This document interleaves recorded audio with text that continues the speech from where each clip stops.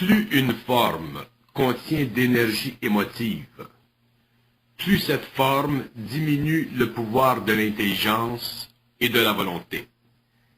Car l'énergie émotive contenue dans une forme retient l'ego et l'enchaîne de sorte que l'intelligence et le pouvoir de la volonté qui vient avec elle ne peut s'intégrer à la personnalité et lui bénéficier. L'énergie émotive n'est pas réelle, c'est-à-dire qu'elle ne provient pas du vrai moi, mais du faux moi, conditionné par le périsprit. Alors, lorsque cette énergie vibre dans l'homme, son intelligence réelle est bloquée. L'énergie émotive est une pulsation inférieure et animale de l'homme. Elle se sert du corps animal ou astral de l'homme et le fait souffrir, car l'émotion nécessite qu'il y ait souffrance dans l'expérience, puisque sa réalité effective et l'ego, malgré lui-même, doit s'en rendre compte. Mais il s'en rend compte de façon inconsciente, de sorte que l'émotivité continue dans sa vie et l'ego ne s'en sort jamais. Par exemple, être en amour est une souffrance joyeuse, et perdre un être cher est une souffrance aiguë. Dans les deux cas opposés, il y a souffrance ou émotivité subjective. Les formes émotives constituent le matériel même dont est construite l'existence humaine. Si l'homme comprenait combien il est prisonnier de cette énergie, combien son intelligence en est affectée, ainsi que sa volonté, il serait révolté à la fois contre lui-même et les forces de vie qui semblent abuser de sa vie, de son intelligence et de sa conscience inférieure. Mais les forces de vie ne peuvent altérer la conscience de l'homme, au-delà de sa capacité émotive, car elles le détruiraient. L'énergie émotive et la forme qui la contient reflètent l'état psychique de l'homme, son état primaire, et cet état ne peut être bouleversé au-delà d'une certaine limite, car l'esprit de l'homme serait obligé de laisser le corps matériel avant le temps prévu. La forme qui contient l'énergie émotive n'est pas sous le contrôle de la partie cosmique de l'homme, tant que ce dernier n'est pas suffisamment présent dans sa conscience réelle. Lorsque cette conscience a été établie fermement, l'énergie émotive de la forme ne peut plus affecter son état d'esprit, c'est-à-dire affaiblir son intelligence et sa volonté, mais au contraire augmente cette intelligence et cette volonté, de sorte que l'homme ne peut plus souffrir de la même façon qu'auparavant, car la souffrance antérieure a été démunie de ses supports psychologiques, le mécanisme d'autoréflexion et de pénitence, qui font partie intégrale de l'ego, dont la nature n'a pas encore été élevée au-dessus du pouvoir de l'énergie émotive et de sa forme accompagnante. La forme qui contient l'énergie émotive est toujours une forme quelconque de mensonge. Mensonge dans un sens très strict, dans ce sens que toute émotion humaine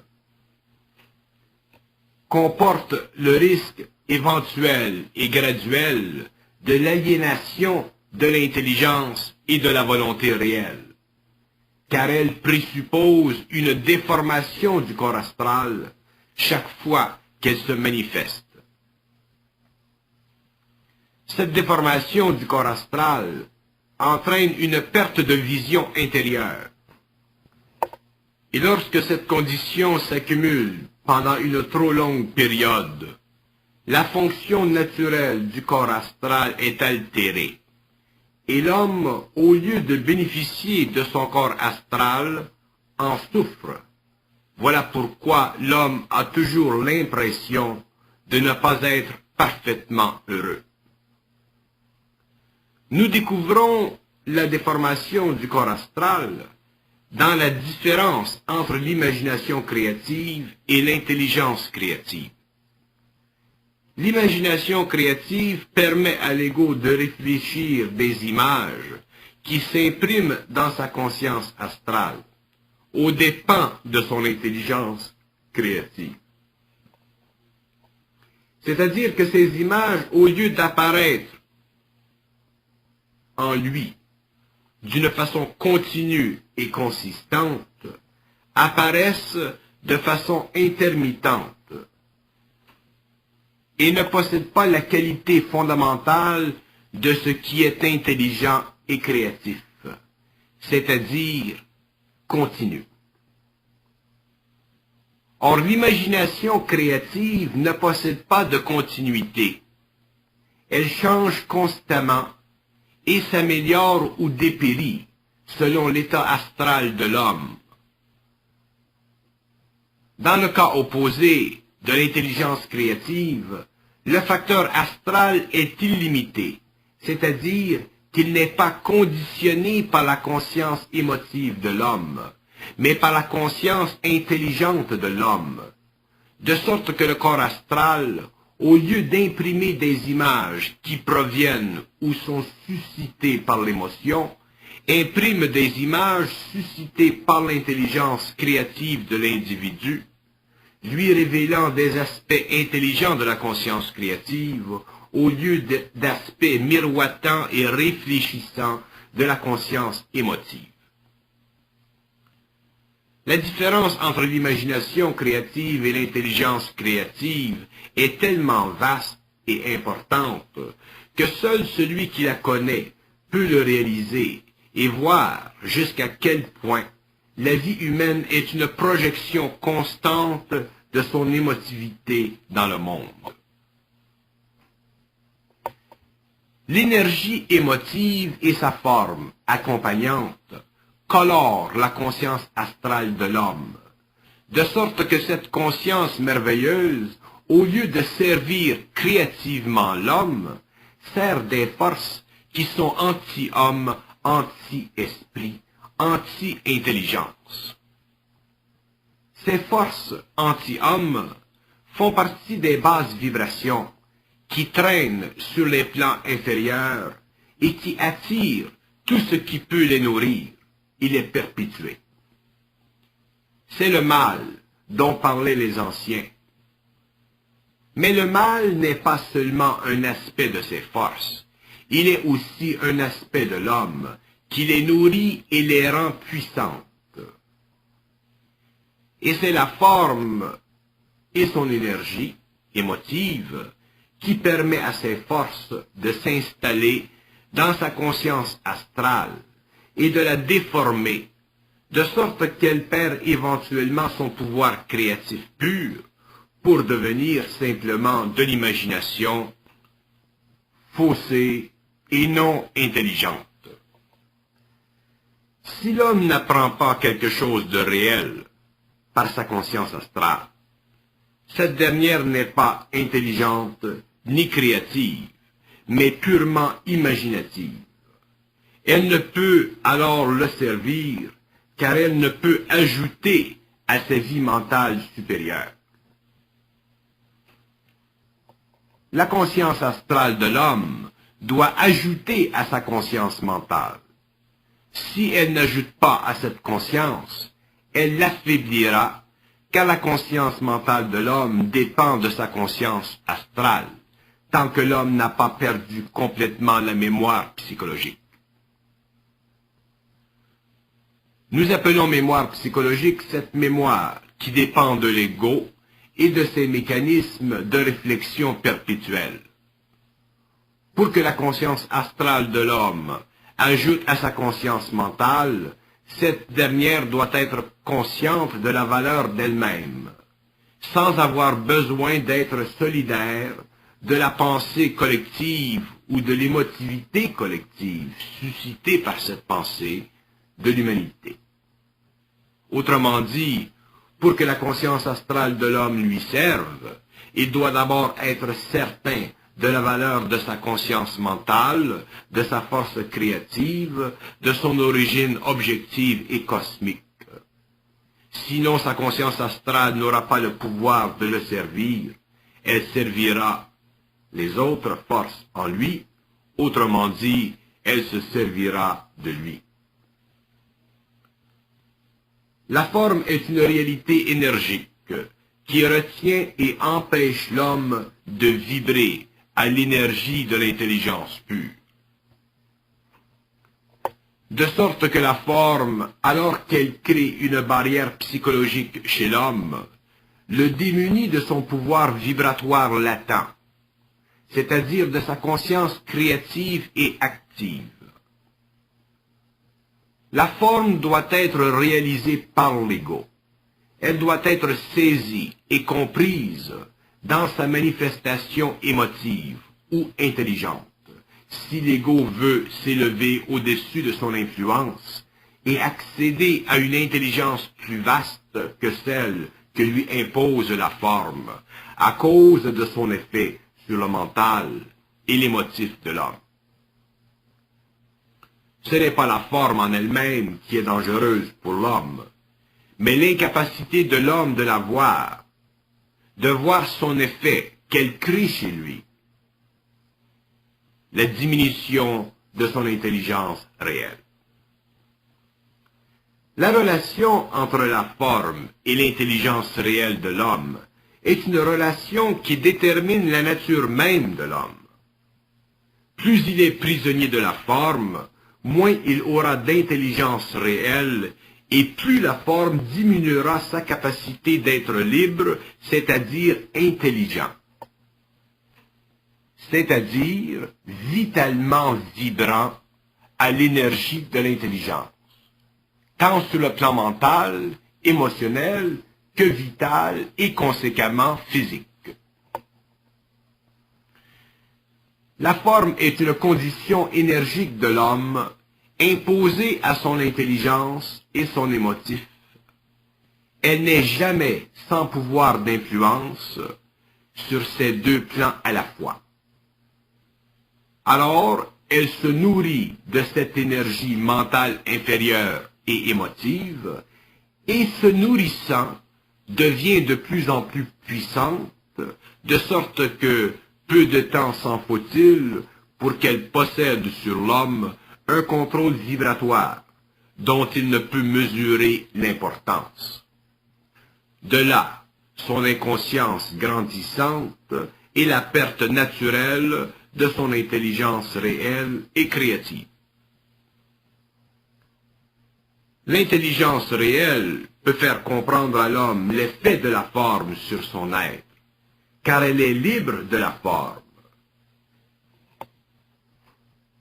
Mais l'homme ne peut facilement ou à volonté grandir dans cette intelligence, car la forme lui barre la route de mille et une façons, de sorte que l'homme se retrouve toujours sous le contrôle plus ou moins grand de cette énergie, de cette forme. Ce n'est qu'avec le temps et la souffrance de l'expérience et la compréhension de l'expérience, où l'énergie de l'intelligence pénètre et brise la forme, que l'homme se voit graduellement dépouillé de son pouvoir sur lui et qu'il grandit dans son intelligence.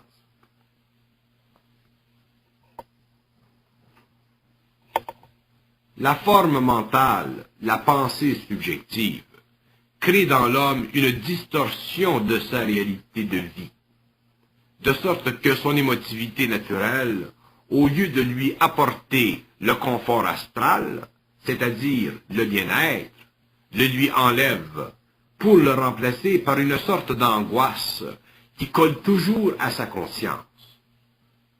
il ne semble jamais pouvoir se sentir parfaitement bien et d'une façon permanente. Il y a toujours quelque chose qui cloche et qui sonne faux dans sa vie. Cette forme doit être vaincue, et elle ne peut l'être que lorsque l'homme a appris durement à faire confiance à la vie, c'est-à-dire à l'intelligence en lui qui le mène, mais dont il doit prendre parfaitement conscience pour parfaitement en bénéficier par le biais d'une compréhension parfaite. L'énergie de l'intelligence, lorsqu'elle pénètre dans l'homme, crée toujours un choc vibratoire, c'est-à-dire qu'elle crée une sorte de désordre psychique. L'homme alors doit comprendre que ce désordre psychique, ce déséquilibre temporaire, est créé par l'énergie et son contact avec la forme en lui. Lorsqu'il est habitué à ce désordre, ce déséquilibre vibratoire, qui lui enlève temporairement le faux calme, il doit apprendre à le subir, à le souffrir, à le vivre avec autant de patience possible selon son état, c'est-à-dire sans que la forme mentale ou émotive intervienne pour empirer son état. S'il parvient à saisir ceci, il ne souffrira pas de la forme, simplement de l'énergie, et sa confiance dans l'énergie de l'intelligence grandira, c'est-à-dire qu'il comprendra que ce qui se passe en lui est énergique et non psychologique, et la forme perdra sur lui son emprise.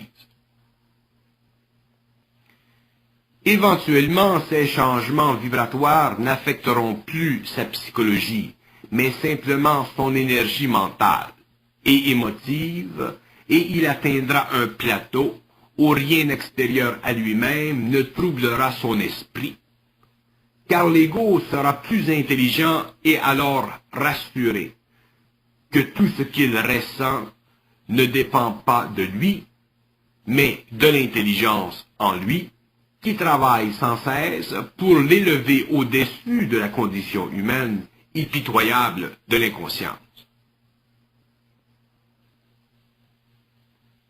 L'utilisation créative de la forme par l'intelligence requiert que l'homme soit conscient des mécanismes illusoires de l'ego, afin de ne pas être prisonnier de l'illusion que crée la forme. Une fois cette conscience bien établie en lui, les formes se brisent petit à petit et perdent leur emprise sur l'ego. La forme contient toujours l'émotivité que l'intellect lui octroie. C'est pourquoi il est important pour l'homme de bien connaître les mécanismes subtils de la forme, afin de soulager l'intellect du poids qu'il doit subir lorsque la forme est détruite. La forme est construite d'énergie astrale et mentale inférieure, et cette énergie fait partie de la conscience périsprite de l'homme, et le périsprit est maintenu par le pouvoir vibratoire des plans inférieurs. Si l'homme était soudainement libéré de son périsprit, sans préavis, sans compréhension de ce qui lui arrive, l'ego serait incapable de subir l'entrée de l'énergie de l'intelligence, et la souffrance serait telle qu'il préférerait mourir que d'être soudainement incapable de vivre ce vide extraordinaire qui se fait lorsqu'une telle condition se produit. Voilà pourquoi la forme doit être détruite graduellement, afin que l'énergie pénètre graduellement. L'énergie de la forme soutient l'ego. Elle lui donne son sens d'être-té, de sécurité. Elle lui donne sa conscience subjective. Pour que l'ego vive sans ce support, il doit être amené à une intelligence plus stable et plus grande de lui-même, graduellement. Le temps est un facteur de grande importance, sinon l'ego perdrait l'esprit et serait obligé de revivre un nouveau cycle de vie. L'esprit de l'homme est incapable de nourrir l'ego, tant que ce dernier n'est pas suffisant dans l'équilibre de ses corps subtils. Or, les corps subtils subissent constamment des impressions, et ces impressions les colorent, et c'est cette coloration qui est la mesure de l'ego, de sa réflexion dans le périsprit. Et tant que l'ego n'est pas suffisamment équilibré dans ses corps subtils, l'esprit de l'homme ne peut pas être libre de ses corps, de sorte que l'homme ne peut pas libérer son esprit et s'en servir. Tant qu'il ne peut pas libérer son esprit, c'est-à-dire qu'il ne peut pas se servir de l'énergie de sa mémoire, il ne peut entrer dans le monde éthérique, car pour entrer dans l'éther, l'homme a besoin de toutes ses facultés, c'est-à-dire qu'il a besoin d'une vision double, qui est la vision de son esprit.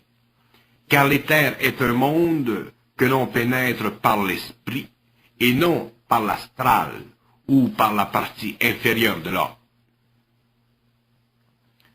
Et toute l'énergie qui est dans la forme doit être transmutée, afin de libérer l'esprit de l'homme. La forme est magnétique, c'est-à-dire qu'elle tire vers le bas l'énergie de l'esprit. Et c'est ce magnétisme qui empêche l'esprit d'être libéré et l'ego d'être intelligent cosmiquement parlant. Le magnétisme de la forme est tellement puissant que s'il est diminué par un choc quelconque, par exemple, nous constatons alors que l'homme peut devenir dépressif. Or, il faut tout considérer lorsque nous parlons de l'homme, de son esprit, de son ego et de la forme. Et l'enjeu de son évolution vers une conscience supérieure se joue ici. L'énergie de la forme non réalisée crée dans l'homme la prison de son esprit. Et tant que l'ego n'a pas secoué le pouvoir magnétique de la forme sur son émotif et son mental inférieur, il est voué au cycle de la vie, car la forme se rapporte après la mort et fait partie de la mémoire de l'âme, qui servira à la planification de la vie future sous des conditions nouvelles. La forme programme l'ego à une condition de vie, mais déforme son intelligence réelle, car elle n'est pas intelligente, c'est-à-dire qu'elle ne fait pas partie de l'intelligence, mais simplement de la condition de pénétration dans les plans inférieurs de cette énergie, de sorte que la forme sera toujours une condition d'intelligence, mais jamais l'intelligence elle-même. Car l'intelligence crée la forme pour que l'homme puisse absorber petit à petit son énergie, alors que son esprit n'est pas encore libre.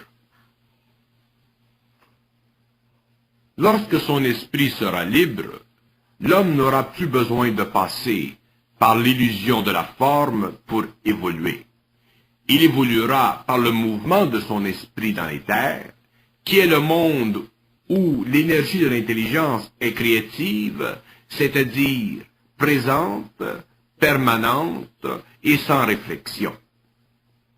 Cette énergie présente et sans réflexion permettra à l'esprit de l'homme de reconnaître en elle ce qu'il doit reconnaître, et cela selon son degré d'évolution, car l'esprit de l'homme possède la vibration de son énergie, et cette énergie convient à son degré d'évolution, de sorte que l'esprit libre de l'homme ne peut être que là où il doit être, dans l'éther de l'intelligence, et c'est cette condition qui fait de l'homme, ou de son esprit ce qu'il est, ni rien, ni plus. Le phénomène de réflexion de la forme croît graduellement au cours de l'existence, et vient le jour où cette réflexion est assez forte pour que l'ego ait l'impression d'être humain, c'est-à-dire d'être un homme, lorsqu'en fait l'homme est un devenir dont l'aboutissement n'est pas encore en vue sur le globe terrestre. Et cette illusion d'être humain correspond à une vibration inférieure de l'esprit de l'homme.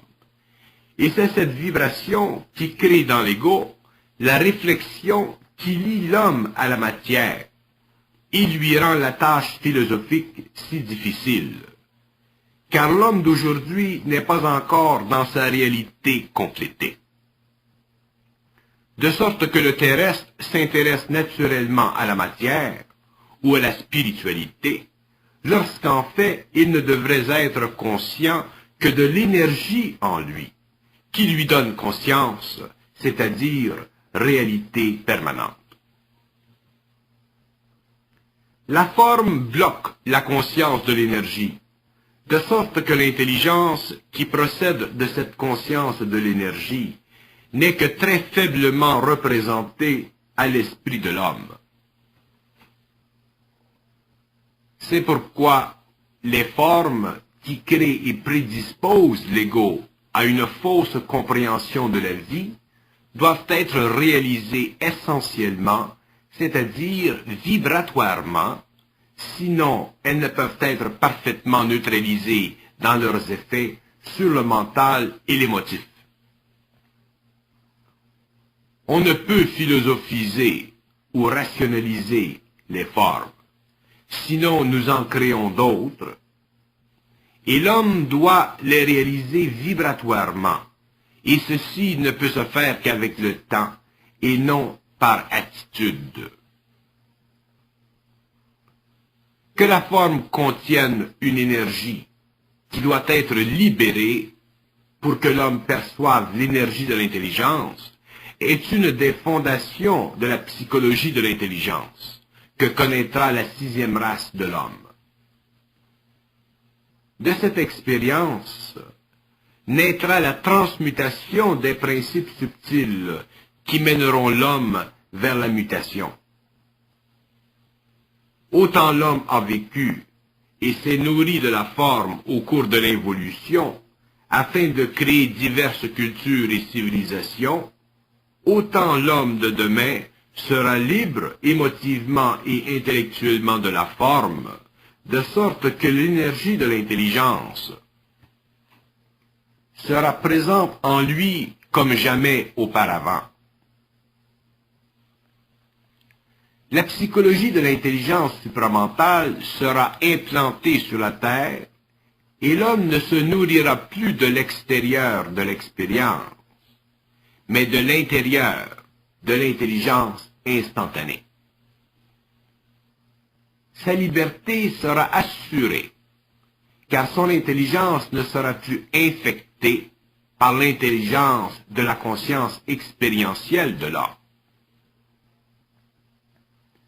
Le domaine de la forme est infini, et ce n'est que dans l'énergie de l'intelligence, dans la conscience supramentale, que l'homme peut s'éviter les pièges multiples qu'elle lui tend, car la vibration de l'intelligence ne ment pas, elle est absolue.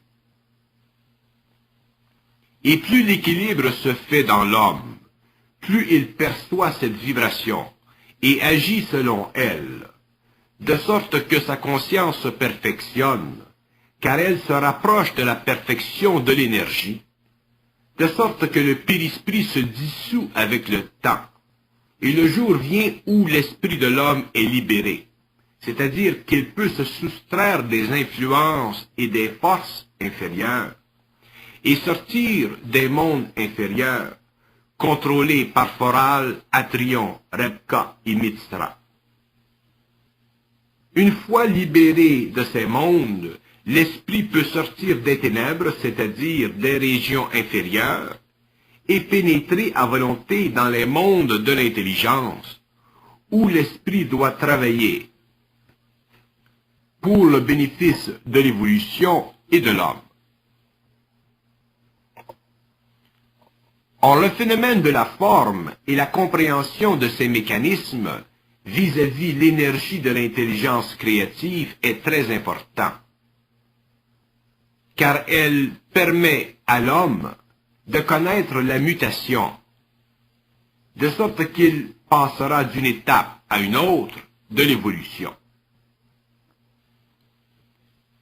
L'énergie créative non utilisée à l'intérieur de la forme rend l'homme passif, c'est-à-dire l'assujettit aux forces extérieures, et le rend passible de mort, car pour vaincre la mort, l'homme doit vivre de l'énergie continue, c'est-à-dire de l'énergie contenue dans la forme, car cette énergie nourrit son mental et son émotif, son vital et son corps matériel. La puissance de cette énergie est créative, c'est-à-dire qu'elle dépend de l'intelligence cosmique universelle et de son union, c'est-à-dire fusion avec le mortel. La forme prélève des forces de vie qui ne s'acheminent pas vers les centres d'énergie de l'homme. Elles ne servent qu'à maintenir en équilibre les corps subtils, mais ne créent pas de feu suffisant dans les centres afin d'élever la vibration des corps subtils au-delà de la vibration planétaire. La vibration cosmique entre par les centres, mais diminue lorsque trop de son énergie sert à colorer la forme. Les formes, par contre, lorsqu'elles perdent leur pouvoir psychologique sur l'homme, permettent à la vibration cosmique de ne pas se dégrader. Elle demeure alors stable et ne cesse de s'amplifier, ce qui augmente la conscience humaine.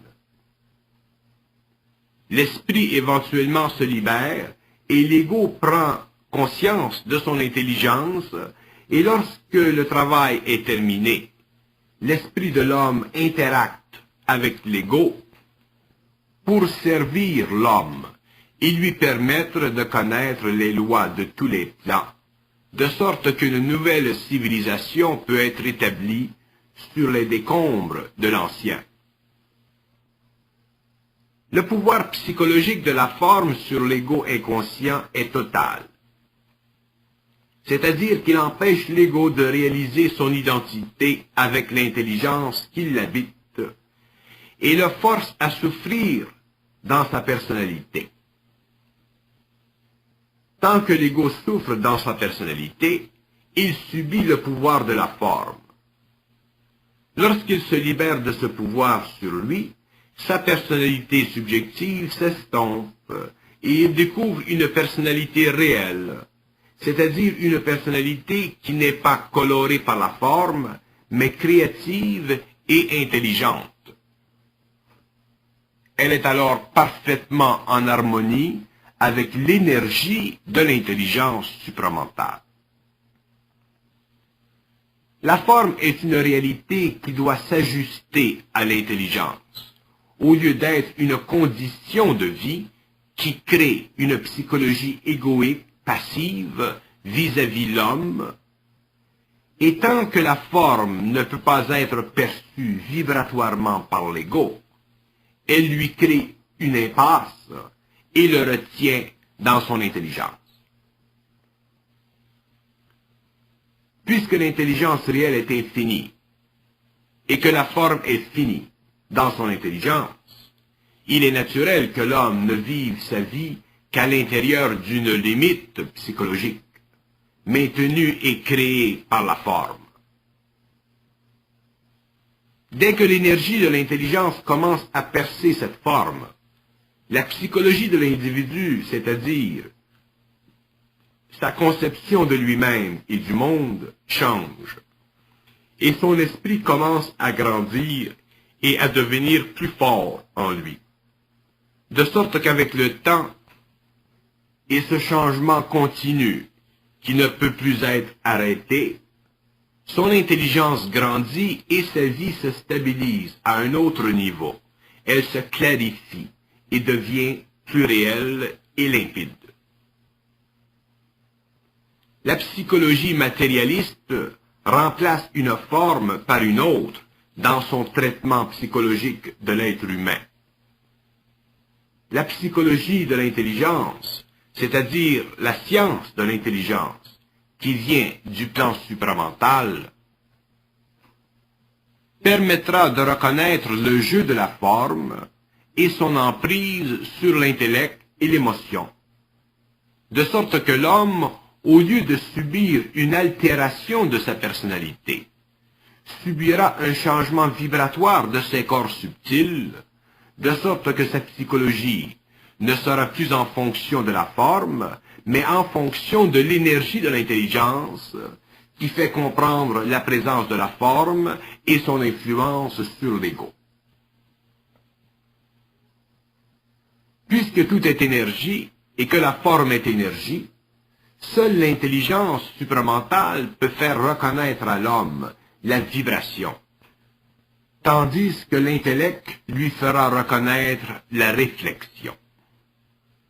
Et tant que l'homme vit de réflexion plutôt que de vibration ou d'énergie vibratoire, il s'encapsule à l'intérieur d'une illusion globale qu'on appelle la psychologie de la personnalité. Ce n'est pas la personnalité qui doit être l'arrière-fond de la vie de l'homme, mais l'intelligence réelle qui active ses corps subtils et leur donne une vibration qui devient sa conscience supramentale de l'être. L'homme doit être conscient de l'intelligence en lui, dès que vibre la forme, afin de ne pas perdre d'énergie vitale. Car l'émotivité ressentie lorsque la forme vibre diminue les forces de vitalité chez l'homme, de sorte qu'il vieillit prématurément à cause de cette perte d'énergie créée par la vibration de la forme et son effet. Émotivement, l'être humain est constamment menacé dans sa survie. Et cette menace s'accroît lorsque l'équilibre dans le monde diminue. De sorte que viendra le jour où l'homme verra que l'équilibre mondial est totalement rompu, et cette expérience lui enlèvera tout support psychologique, et il perdra une grande quantité d'énergie, une quantité anormale d'énergie vitale. Et ceci créera une grande vague de dépression nerveuse. La forme et son effet sur l'émotif se transmet sur le plan vital, de sorte que peu s'en faut pour que la maladie mine l'existence et la rende encore plus pénible. Ainsi, si nous parlons de la forme et de l'énergie qu'elle enlève à l'homme qui ne sait pas la reconnaître et en reconnaître les effets, c'est pour faire comprendre que la vie ne peut être saine que dans et par l'intelligence réelle. Ceci veut dire aussi que l'intelligence réelle travaille toujours et sans cesse au perfectionnement des corps subtils, pour alléger le fardeau de la vie matérielle et psychologique, fardeau dont le poids est proportionnel au pouvoir de la forme sur l'émotivité. Lorsque la forme affecte l'ego, il se crée ce que l'on peut appeler du stress, et l'homme peut accumuler beaucoup de stress. Mais lorsque la forme affecte l'esprit, ce n'est pas le stress qui est responsable, mais le choc. Et le choc est plus dangereux que le stress. Alors que le stress oblige la personnalité à se modifier et à se mouler aux conditions environnantes, ce qui crée graduellement une personnalité de plus en plus aliénée. Le choc, lui, crée une séparation nette entre l'émotivité et le mental inférieur. Et un trop grand choc peut détruire totalement une personnalité et l'amener sur le bord ou au suicide par le biais de la dépression. Or, il est important de reconnaître que lorsque l'homme a conscience de la forme et de ses effets, le stress disparaît et le choc devient impossible, car il y a suffisamment d'intelligence réelle en lui pour maintenir l'équilibre entre l'émotif et le mental inférieur. Mais si l'émotif et le mental inférieur ne sont maintenus en équilibre provisoire que par des formes qui sont elles-mêmes incontrôlables, car elles dépendent de l'extérieur de l'homme, il y a peu de chance pour l'homme lorsque se produit dans le monde le choc qui vient de la condition même d'une planète primitive dans son intelligence. C'est précisément ici que l'individu, que l'homme doit comprendre la nature de la vie, afin de vivre sa vie selon des lois d'énergie immutables et parfaites en elles-mêmes. La conscience de l'homme inconscient est primaire, c'est-à-dire qu'elle ne possède pas de pouvoir par elle-même, lorsque le choc dissocie le mental et l'émotif. C'est une condition dangereuse, car l'homme est alors une proie naturelle et facile aux conditions planétaires de vie. Alors que l'être humain doit être maître de lui-même et de la nature, il n'est qu'esclave de sa condition subjective et par corollaire, esclave de la nature et des forces de vie puissantes qui œuvrent à son insu et lorsqu'il s'en attend le moins. Remarquez que les forces de vie ne s'abattent jamais sur l'homme lorsqu'il en est précisément avisé. Au contraire, elles le frappent comme un voleur lorsqu'il s'en attend le moins. C'est pourquoi il doit être toujours prêt à faire face à toute éventualité, et c'est pourquoi l'intelligence vibratoire travaille constamment sur ses corps lorsqu'il commence à se conscientiser, afin de le renforcer et l'amener à un point tel de conscience que les forces de vie ne puissent plus l'affecter lorsqu'elles se déchaînent. La réalisation chez l'homme de l'importance de reconnaître la forme selon sa vibration et d'en être libre sera l'indicateur universel de la nouvelle conscience planétaire. Autant la forme aura été la cause du mensonge visant à maintenir l'homme dans l'ignorance, autant la conscience vibratoire de ce dernier l'informera parfaitement de la forme et de sa fonction, de sorte que l'homme ne sera jamais plus l'inévitable bouc émissaire de la stupidité organisée que nous retrouvons à la fin d'une 5e sourate qui ne connaît pas la vie de sa loi, ni la loi de sa vie. La 6e race sera le premier témoin conscient de la puissance de l'invisible sur la terre. Et la première race à reconnaître en elle-même le pouvoir de l'intelligence vibratoire, car elle aura été la première à comprendre que lorsque l'homme n'est plus prisonnier de la forme, il se sert de l'énergie de la forme et se libère des chaînes de la matière et de l'esclavage cyclique de la mortalité pour prendre possession de ce qui lui est dû, c'est-à-dire le droit de maîtriser ce qui le maîtrisa par le passé. L'homme est petit, mais le surhomme, son fils, sera grand. Et le surhomme conquérera la terre, la mer, le ciel et la galaxie. Et d'autres surhommes se joindront à lui pour que la terre depuis l'avènement de l'homme esclave, devienne la terre de l'homme maître.